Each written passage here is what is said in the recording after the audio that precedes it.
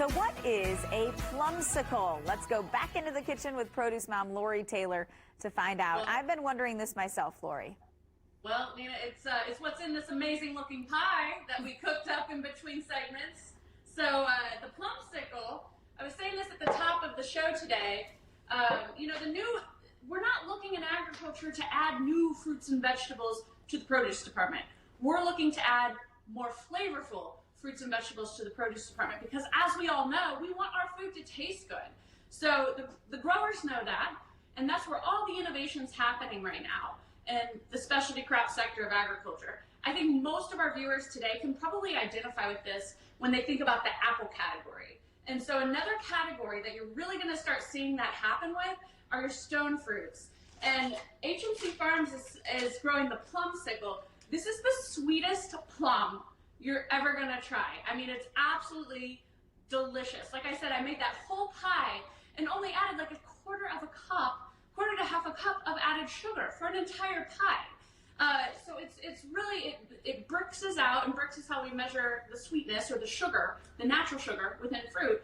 It Brixes out higher than any other plum on the market. So we're going to demo a couple recipes here on how to use the plumsicle. Of course, we had the pie that we made at the beginning of the show.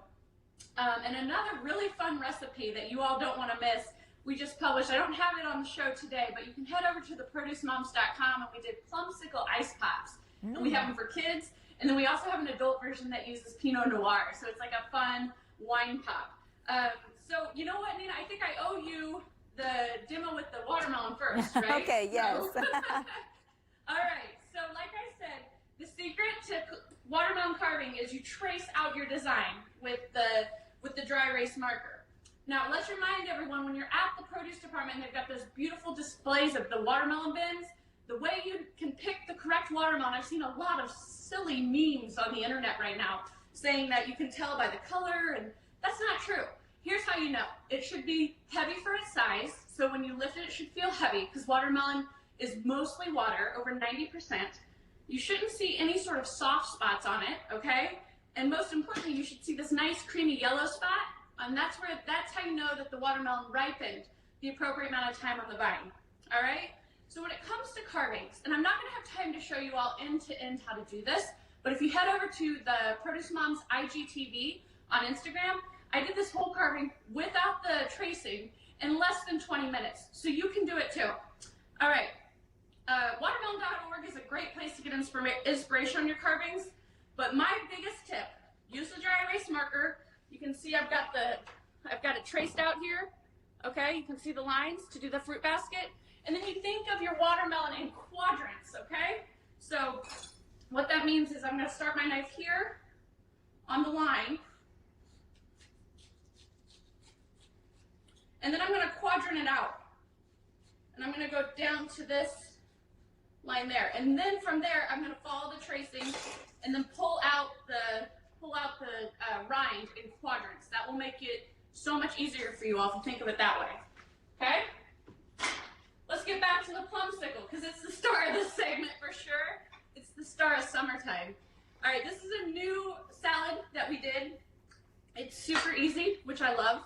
I love entertaining with salads and eating salads in the summer. So we're gonna start with a bed of baby greens, and then I'm actually gonna add some quinoa.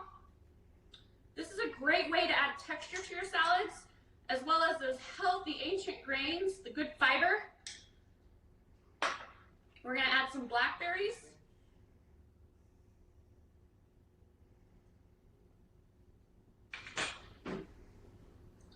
Of course, the star of the show, like I said, your plumsicles. I just slice these.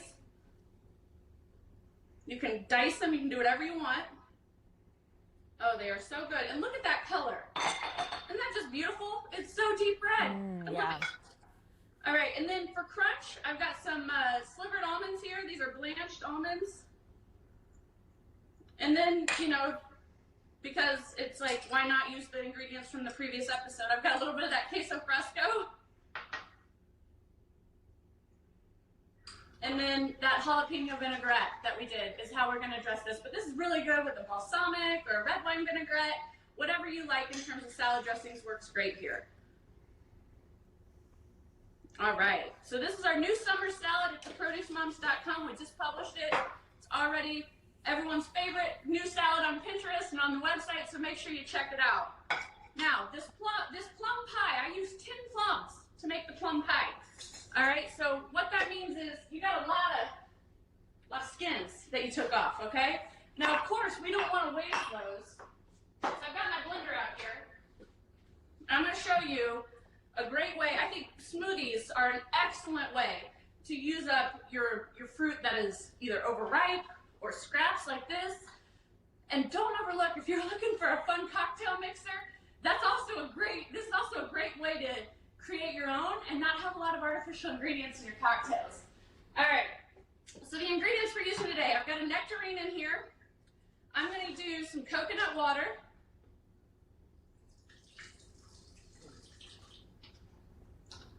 And I've got some vanilla yogurt.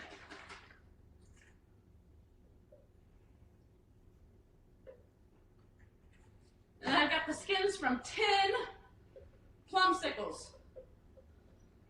And I can tell by looking, I think we're going to need a little bit more of that coconut water to get it the consistency I want. You can add anything you want here, you guys. Frozen fruits work great in smoothies, as everyone knows. Peanut ice, you can do whatever kind of milk you like. All right.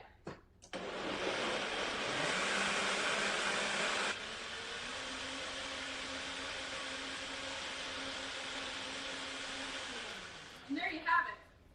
And there is absolutely no one's going to know that this is full of what you would have maybe put in the trash or the compost, okay? Okay, Lori, thank you so much today. Of course. Really creative. I'm going to go buy some plumsicles because they sound amazing. You are going to love them, Janine. Okay, thank you so much. We'll see